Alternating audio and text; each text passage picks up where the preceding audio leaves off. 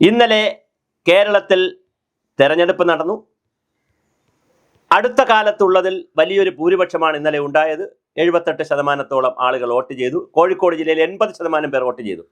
എന്തുകൊണ്ട് ഇത്രയും വോട്ട് വന്നു എന്ന് ചോദിച്ചാൽ SIR വഴി ഈ കണ്ട അലബലാദികളെയും ചത്തവരെയും മരിച്ചവരെയും കുട്ടിക്കാനങ്ങളെ എല്ലായിടത്തും മാറ്റിയതുകൊണ്ടാണ്.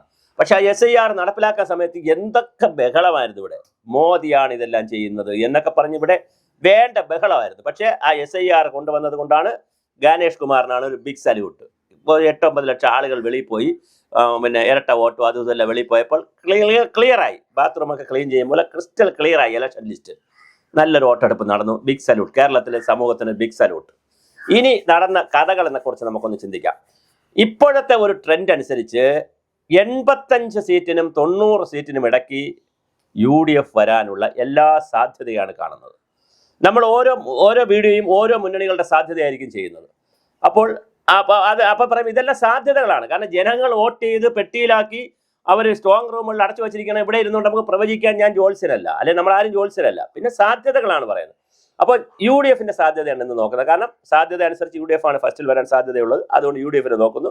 മറ്റ് രണ്ടിൻ്റെയും നമുക്ക് അടുത്ത വീഡിയോകളിൽ നോക്കാം. UDFന്റെ സാധ്യത എന്ന് പറയുന്നത് 85 സീറ്റ് മുതൽ 90 സീറ്റ് വരെ വരാനുള്ള എല്ലാ സാധ്യതയുമുണ്ട്.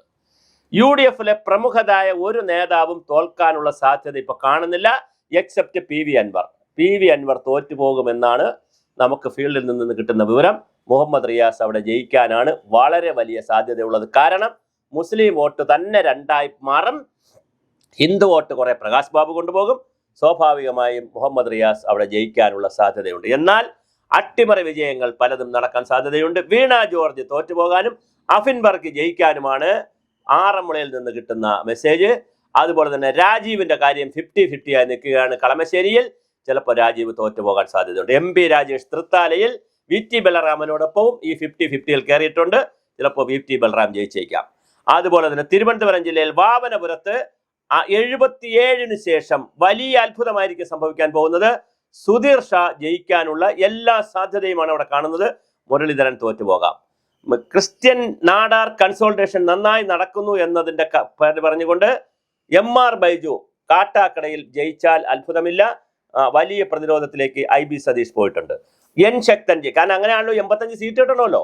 40 സീറ്റിൽ നിന്ന് 85 സീറ്റിലേക്ക് UDF പോകണമെങ്കിൽ ഈ പറയുന്ന സീറ്റുകൾ പലതും കിട്ടിയാലേ പോകാൻ പറ്റത്തുള്ളൂ. അങ്ങനെ ശക്തൻ ജയിക്കാനുള്ള, ആൻസലം തോറ്റുപോകാനുള്ള സാധ്യതയാണ് കാണുന്നത്. ഇങ്ങനെ UDFന് വലിയ അപ്പർ ഹാൻഡ്. പിന്നെ പ്രധാനപ്പെട്ട മുരളീധരന്റെ ഞാൻ പറഞ്ഞു 50-50 ആണ് വട്ടിയൂർക്കാവെന്ന് പറഞ്ഞു. അതുപോലെ കഴക്കൂട്ടം 50-50 ആണ്. ആ 50-50യിൽ ആരേ ഉള്ളൂ? BJPയും CPM ആണ് ഉള്ളത്, അല്ലാതെ കോൺഗ്രസ് അവിടെ 50-50 ഇല്ല. അതുപോലെ നേമത്തൂർ 50-50 കിടക്കുകയാണ്. അതിൽ ശിവൻകുട്ടിയും രാജീവ് ചന്ദ്രശേഖറുമാണ് കിടക്കുന്നത്. അവിടെ ശബരിനാഥ് അല്ല നിൽക്കുന്നത്. അപ്പോൾ അങ്ങനെ നോക്കി കേരളത്തിൽ പിന്നെ G സുധാകരൻ ജയിക്കും എന്നുള്ള ഒരു ലിസ്റ്റിലേക്കാണ് G സുധാകരൻ വന്നിരിക്കുന്നത്. അതേസമയം PK ശശിയും ജയിക്കുന്ന ഒരു ലിസ്റ്റിൽ വന്നിട്ടുണ്ട്. അതേസമയം TK ഗോവിന്ദനും കുഞ്ഞകൃഷ്ണനും തോറ്റുപോകാനുള്ള സാധ്യതയാണ്. പയ്യന്നൂരും തളിപ്പറമ്പിലും ഉള്ളത്. അവിടെ CPMന്റെ സ്ഥാനാർത്ഥികളായിരിക്കും. കാരണം അവരുടെ പരമ്പരാഗത മണ്ഡലമാണ്. അവർ ജയിക്കാനാണ് സാധ്യത ഉള്ളത്. പിണറായി വിജയനെ പോലുള്ള ആളുകളെല്ലാം ജയിക്കും. അപ്പോഴും ഞാൻ ഈ പറഞ്ഞ പ്രമുഖരായ ആളുകൾ തോക്കും. 85-നും 90 സീറ്റിനും ഇടയ്ക്ക് 90-91 ആ ഒരു റേഞ്ചിൽ UDF വരാനാണ് സാധ്യതയുള്ളത്. രമേശ് ചെന്നിത്തല മുഖ്യമന്ത്രിയാകുക എന്നുള്ളതാണ് ഇപ്പോൾ നിൽക്കുന്ന ഒരു ട്രെൻഡ്. രമേശ് മുഖ്യമന്ത്രിയാകാനുള്ള സാധ്യതയും വളരെ വലുതാണ്. 100 സീറ്റ് പിടിക്കും ആത്മവിശ്വാസത്തിലാണ് സതീശൻ നിൽക്കുന്നത്. പക്ഷെ ആത്മവിശ്വാസത്തിന് അങ്ങനെ എത്താനുള്ള ഒരു സാധ്യത കാണുന്നില്ല. കാരണം 100 സീറ്റ് പിടിക്കണമെങ്കിൽ ഇപ്പൊ പിടിച്ചിരിക്കുന്ന നിലവിലുള്ള 40 സീറ്റിനോടൊപ്പം വീണ്ടും 60 സീറ്റ് പിടിക്കണം. മാത്രമല്ല നിലവിലുള്ള 40 നിലനിർത്തുകയും വേണം. അതൊന്നും അത്ര പ്രായോഗികമല്ല. അതുകൊണ്ട് ഒരു 85 സീറ്റ് റൗണ്ട് അബൌട്ട് മാക്സിമം 85. ഇനി വല്ലാതെ എക്സ്റ്റെൻഡ് ചെയ്ത് കഴിഞ്ഞാൽ ഒരു 90ലേക്ക് പോകും. താഴേക്ക് എക്സ്റ്റെൻഡ് ചെയ്ത് കഴിഞ്ഞാൽ 80ലേക്ക് വരാം. അതായത് 5 seat margin plus or minus ഇട്ടുകൊണ്ട് 85-ൽ ഫിക്സ് ചെയ്യാനാണ് ഞങ്ങൾക്ക് കിട്ടിക്കൊണ്ടിരിക്കുന്ന വിവരം. എന്തായാലും ഒരു ഭരണമാറ്റം 100% കേരളത്തിൽ സംഭവിക്കാനുള്ള എല്ലാ സാധ്യതകളുമാണ് കാണുന്നത്. അത് ഇന്നലത്തെ മുഖ്യമന്ത്രിയുടെയും മറ്റ് മന്ത്രിമാരുടെയൊക്കെ ബോഡി ലാംഗ്വേജും അവരുടെ എക്സ്പ്രഷനും ഒക്കെ കണ്ടാലും മനസ്സിലാവും. ശിവൻകുട്ടിയുടെയൊക്കെ എക്സ്പ്രഷൻ കണ്ടാൽ മനസ്സിലാവും. 100% UDFന്റെ തേരോട്ടമാണ് സംസ്ഥാനത്ത് നടക്കുന്നത്. തീർച്ചയായിട്ടും ഭരണമാറ്റം ഉണ്ടാവുക തന്നെ ചെയ്യും. അതൊരു 85 സീറ്റിനകത്ത് പ്ലസ് ഓർ മൈനസ് 80 ഓർ 90 ഇതിനകത്ത് പിടിക്കുന്ന ഒരു സ്ഥിതിയിലേക്ക് കേരളം മാറാനുള്ള സ്ഥിതിയാണുള്ളത്. അതിൽ വളരെ പ്രമുഖരായുള്ള കോൺഗ്രസിലെ പ്രമുഖരായിട്ടുള്ള ആരെങ്കിലും തോക്കുകയാണെങ്കിൽ ഒന്ന് തോക്കാൻ പോകുന്നത് മുരളീധരനാണ്. കാരണം കെ മുരളീധരന്റെ അവിടെ 50-50 ചാൻസ് നിൽക്കുന്നത്.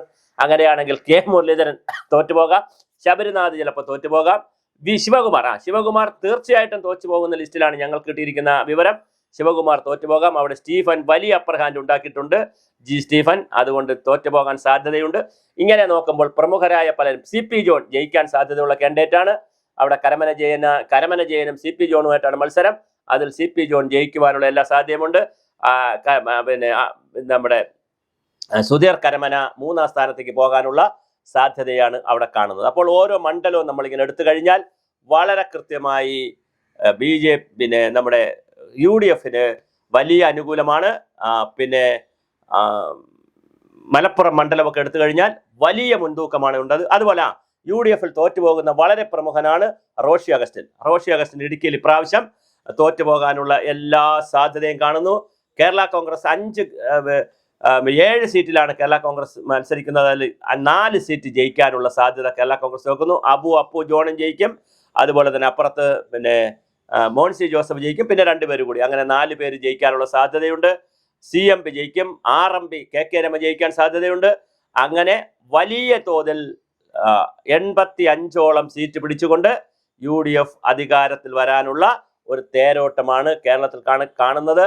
അതാണ് ഒരു സാധ്യത. ഇനി മറ്റ് 2 സാധ്യതകൾ കൂടെയുണ്ട്, അത് നമുക്ക് വിശദമായി തന്നെ ചെയ്യാം. പക്ഷേ ഒരു സാധ്യത 85 സീറ്റ് പിടിച്ചുകൊണ്ട്, അല്ലെങ്കിൽ 80 അല്ലെങ്കിൽ 90 ഇതിനകത്ത് നിന്നുകൊണ്ട്, ആവറേജ് 85 സീറ്റിനകത്ത് നിന്ന് UDF അധികാരത്തിൽ വരാനാണ് എല്ലാവിധ സാധ്യത. അതുപോലെ തന്നെ പിന്നെ റാന്നിയിൽ ഇപ്രാവശ്യം പഴകുളം മധു ജയിച്ചാൽ അത്ഭുതമില്ല. വലിയ അട്ടിമറി. പ്രമോദ് നാരായണൻ അവിടെ വളരെയധികം സെറ്റ് ബാക്ക് ഉണ്ട്. കോൺഗ്രസിന്റെ ഒരു സാംസ്കാരിക മുഖമാണ് പഴകുളം മധു. അത് വളരെ വലിയ ഒരു മുന്നേറ്റം അവിടെ നടന്നിട്ടുള്ളതായിട്ടാണ് നമുക്ക് റിപ്പോർട്ട് കിട്ടുന്നത്. അങ്ങനെയാണെങ്കിൽ ഒരുപാട് ആളുകൾ, വിഷ്ണുനാഥ് കുണ്ടറ തുടങ്ങിയിട്ടുള്ള വളരെ പ്രമുഖരായിട്ടുള്ള UDFൽ മത്സരിക്കുന്ന ആളുകളെല്ലാം മത്സരിച്ചവർ ജയിക്കും. അപ്പോഴും PV അൻവറിനെ പോലെയുള്ള കെ മുരളീധരൻ, VS ശിവകുമാർ തുടങ്ങിയ ചില ആളുകൾ വീഴാനും സാധ്യതയുണ്ട്. അതിൽ കെ മുരളീധരൻ 50-50